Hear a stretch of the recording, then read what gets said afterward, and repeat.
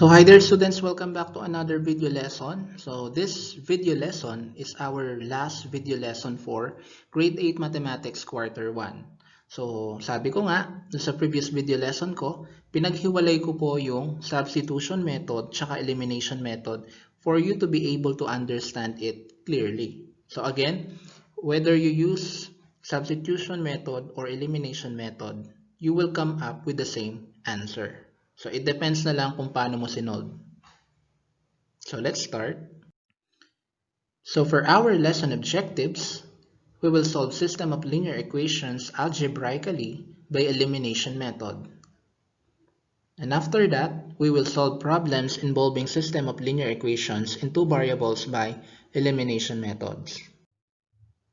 So let's have a review. Systems of linear equations in two variables. So if a system of linear equations can be illustrated graphically, so yung consistent, dependent, consistent, independent, tsaka inconsistent, graphically po yun.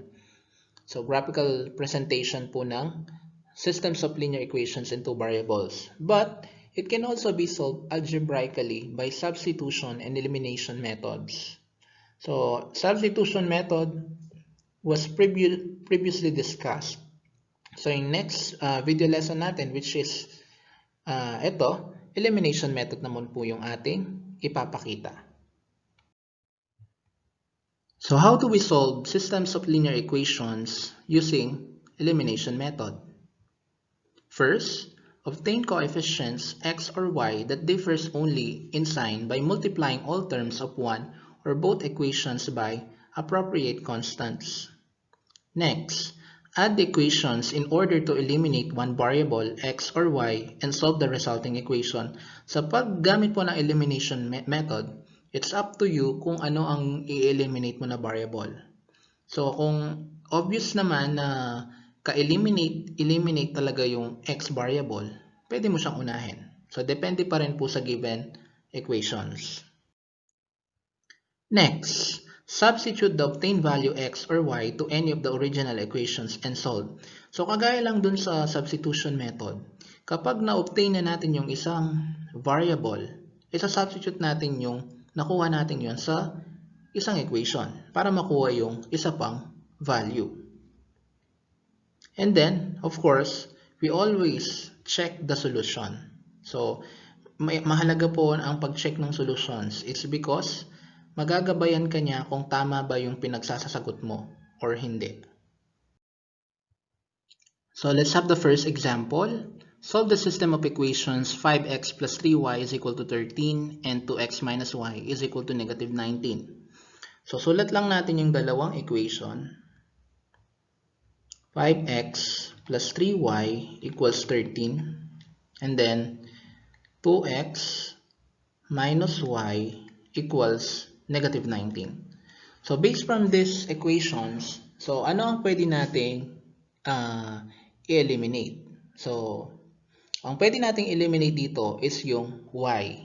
It's because magmumultiply lang tayo ng 3 dun sa second equation, magiging 3y na rin yun. And then positive yung 3y sa first equation, negative yung 3y sa second equation. So ayan, multiply lang po tayo ng 3. So, ikakopy lang natin yung first equation. It's because wala naman tayong minultiply. And then, 3 times 2x, that is 6x. And then, 3 times negative y, that is negative 3y. So, ayan, kitang-kita nyo naman po. Magkaiba ang sign, pero pareho ng terms. And then, 3 times negative 19, that is negative 57. And then, i-add lang po natin yan. So 5x plus 6x, that is 11x. And then yung 3y tsaka negative 3y, makakancel po yan. Equals 13 times negative 57, so that is negative 44. And then we divide both side by 11. So the value of x is negative 4. So ito po yung value ng x natin. And then since may nakakuha na tayong value ng x, which is negative 4, isa-substitute lang natin yan sa first equation. So, pwede rin naman sa second equation. So, depende po sa inyo kung saan nyo siya isa-substitute. So, sa first equation, So if x is equal to negative 4, the second equation, 5x plus 3y is equal to 13. And then we substitute negative 4 in place of x plus 3y equals 13. So the product of 5 and negative 4 is negative 20 plus 3y equals 13. And then, ilipat natin yung negative 20 sa right side, magiging 13 plus 20. And then, 3y equals, the sum of 13 and 20 is 33. Divide the whole equation by 3. So the value of y is 11. So 33 over 3, that is 11. So may nakuha na po tayong values ng x, negative 4, and y, 11. So let's check. So again, yung value ng x natin is negative 4. The value of y is 11. So checking na po tayo. So 5 times negative 4 plus 3 times 11 equals 13. 5 times negative 4, that is negative 20, plus 3 times 11, 33, equals 13. So negative 20 plus 33, that is 13, equals 13. So tama po siya sa first equation. Pero kailangan pa rin natin i-check sa second equation. So 2 times negative 4 minus 11 equals negative 19. 2 times negative 4, that is negative 8, minus 11 equals negative 19. So negative 8 minus 11 will become negative 8 plus negative 11 equals negative 19. So adding same signs, 8 plus 11, that is 19. And then i-attach yung negative equals negative. So yung ating solution for this system of equation, x equals negative 4 and y equals 11. Or pwede rin naman negative 4, 11. So again, kapag isusulat natin yung solution natin, make sure tama yung pwesto ng x tsaka y. So pag ang negative 4, sinulat natin sa kabila, sa pwesto ng 11, magiging mali na po yun. So let's have the next example.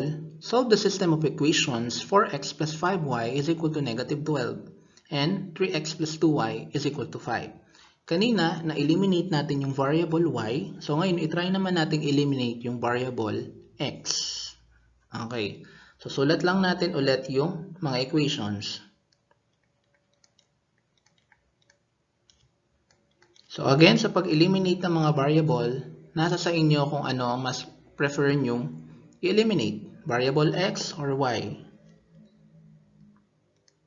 Pero hindi po sila pwedeng eliminate ng pareho. Okay? So, ano yung multiply natin sa first equation? So, kung 4 yung first numerical coefficient ng first equation, dun sa x, and then 3 naman yung numerical coefficient ng x sa second equation, so pagbaligtarin natin yung ipagmumultiply. And then, yung isa dapat negative, yung isa positive para ma-eliminate. So, i-multiply natin sa negative 3 yung first equation. Yung second equation naman, i-multiply naman natin sa positive 4. And then, rewrite natin. So, negative 3 times 4x, that is negative 12x. Negative 3 times 5y, that is negative 15y, equals negative 3 times negative 12, that is positive 36. And then, sa second equation naman natin, 4 times 3x, that is 12x.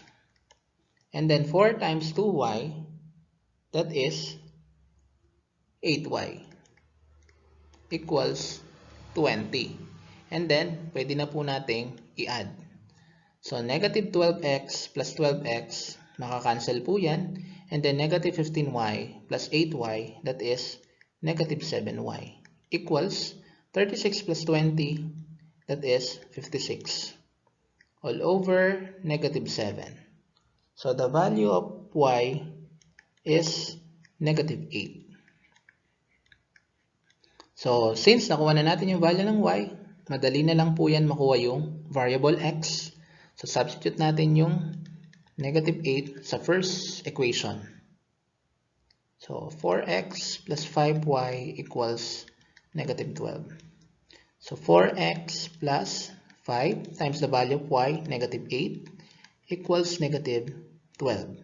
And then 4x plus 5 times negative 8, that is negative 40, equals negative 12.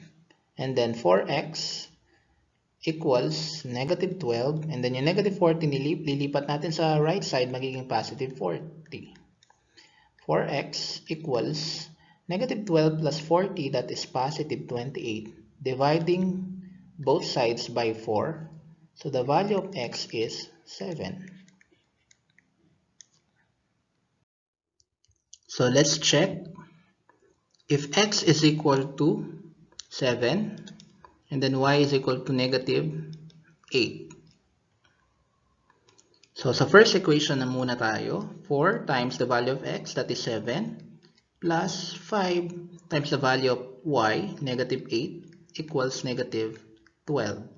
4 times 7, that is 28, plus 5 times negative 8, that is negative 40, equals negative 12. So 28 plus negative 40, that is negative 12, equals negative 12. So tama siya. Second equation, 3 times 7 plus 2 times negative 8 is equal to 5. So 3 times 7, that is 21. And then 2 times negative 8, that is negative 16, equals 5. So 21 plus negative 16, that is 5, equals 5. So tama rin po. So our answer, x equals 7 and y is equal to negative 8, or simply 7, negative 8. So let's have the last example. Solve the system of equations 4x minus 2y is equal to 14. 8x minus 4y is equal to 28. 4x minus 2y equals 14. And then, second equation, 8x minus 4y equals 28. So, anong variable ang pwede nating eliminate? So, pwede namang x, pwedeng y. So, try nating eliminate naman ngayon yung y. So, ano yung multiply natin sa first equation? Okay, so yung kailangan natin i-multiply dito is negative 2. Para maging positive 4, ma-eliminate natin siya.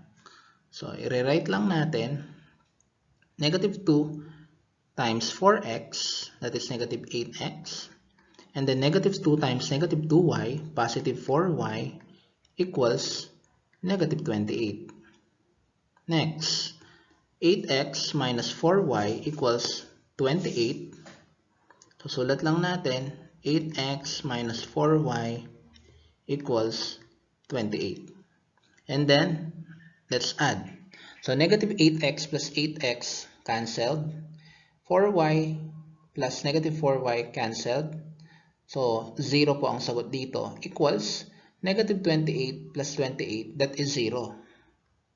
So, ayan. 0 is equal to 0. So, kapag po ganyan ang nakuha po nating sagot, 0 is equal to 0, pareho sila both sides. So, ang sagot po natin dito, infinitely many solutions. Ayan. Infinitely many solutions. So, pero kapag naging 0 is equal to 1, hindi po pwede sabihin na infinitely many solutions. Ang sagot po doon is no solutions. Basta dapat 0 is equal to 0. So, paano natin malalaman agad without solving na yung given systems of equations is infinitely many solutions? So, i-analyze lang natin yung given system, given equations, and then maaring dumoble lang yung second equation. Okay, halimbawa, yung first equation natin, ayan, 4x minus 2y is equal to 14. Kapag minultiply natin yung buong equation na yan sa 2, lilitaw po yung ating second equation. So, dun pa lang, malalaman mo na infinitely many solutions. Now, let's have problems naman. So, the sum of two numbers is 80 and their difference is 14. Find the numbers. Let x and y be the numbers. So, magkaibang numbers po yan. X plus y is equal to 80 is the first equation. So, since based sa given natin, the sum of two numbers is 80. So, dun pa lang sum plus. And then, difference, x minus y. So, minus po tayo dun is equal to 14 is the second equation. So, yung solusyon natin, madali lang. X plus y is equal to 80. X minus y is equal to 14. So, parehong-pareho yung ating mga terms, magkaiba lang ng sign. So, automatically, pwede nating eliminate yung y. Okay, ma-eliminate po yung y, and then i-add natin yung x, that is 2x, and then 80 plus 14, that is 94. And then we divide the whole equation by 2, so the value of x is 47. Okay, next. Using the first equation, so using 1, so yung 1 po ito. Then ito naman yung equation 2. So if x is equal to 47, so that is x plus y equals 80.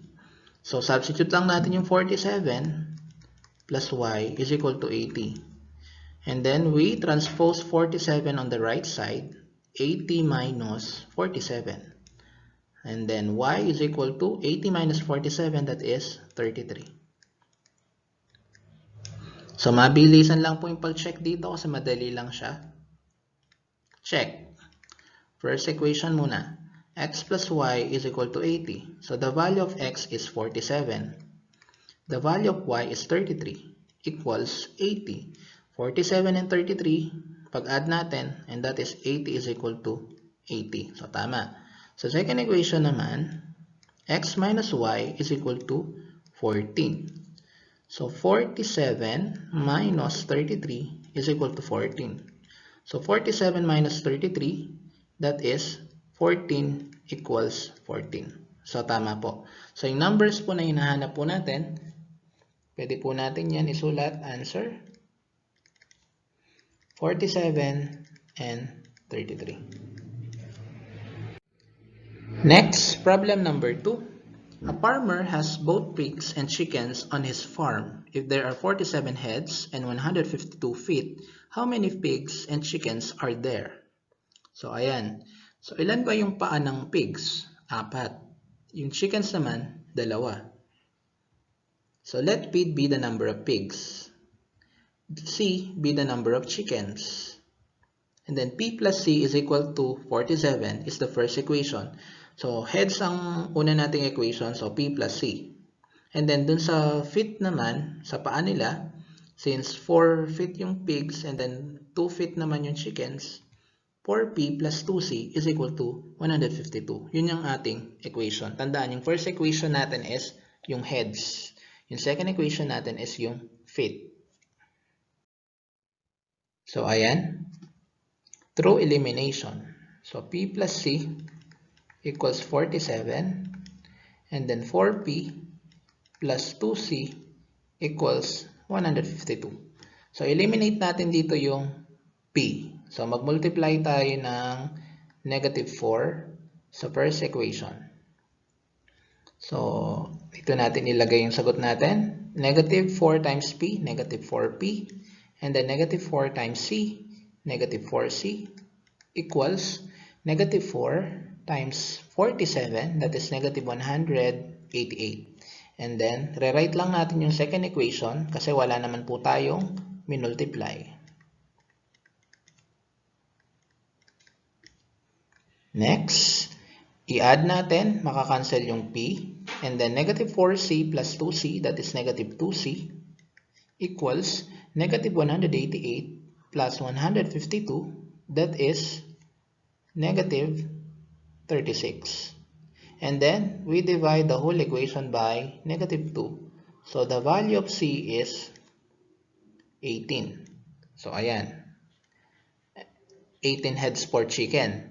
And then, para makuha natin yung number of heads for pig, so C is equal to 18, gamitin natin yung first equation.